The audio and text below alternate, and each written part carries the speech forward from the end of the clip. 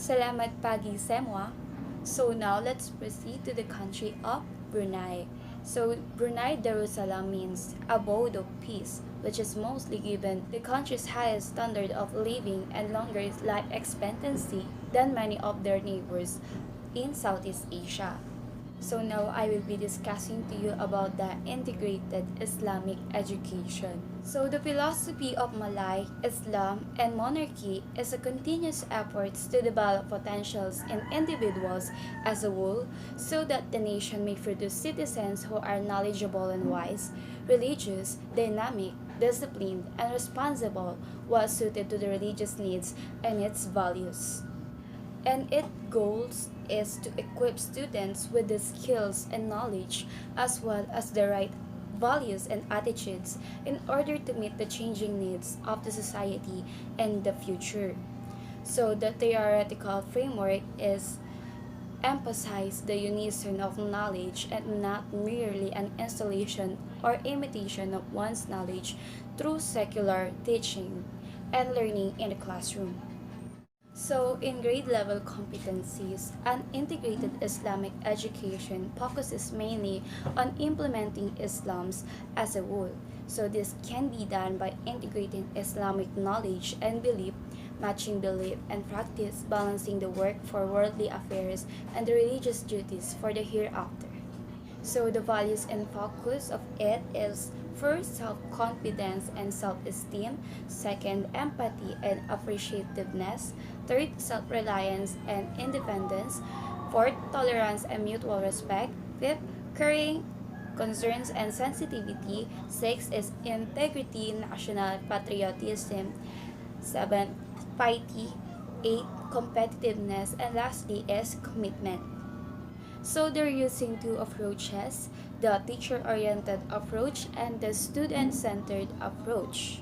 In their strategies, in order to realistically implement the integrated Islamic education, educators should focus on the four factors on the heart mind concept as implemented in the thoughtful schools.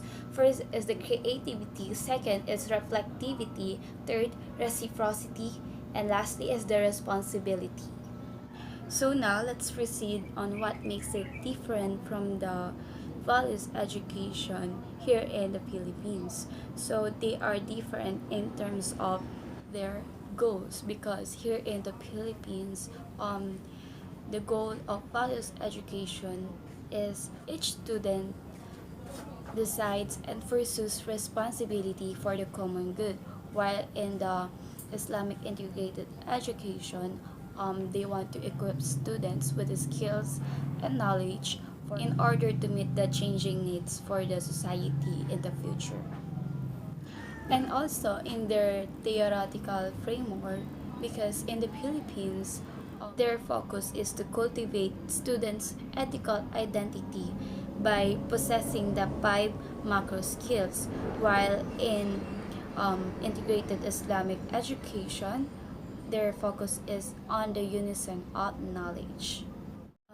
They are also different when it comes to their values and focus because in values education, their values and focus is aligned with the seven dimensions of human, while in Brunei, they are more on self and for the country. And lastly, they are also different in terms of their approaches because in values education, their major approaches are values in calculation, values clarification, moral development, value analysis, action learning, and transpersonal. While in integrated Islamic education, they have two major approaches, which the student-centered approach and the teacher-oriented approach.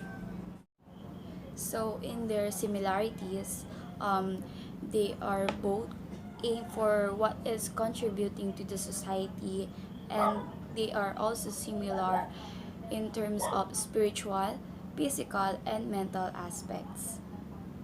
So for the last part is their competencies, where They want to develop an outstanding and balanced student by means of integration in terms of intellectual, spiritual, emotional, social, and physical development.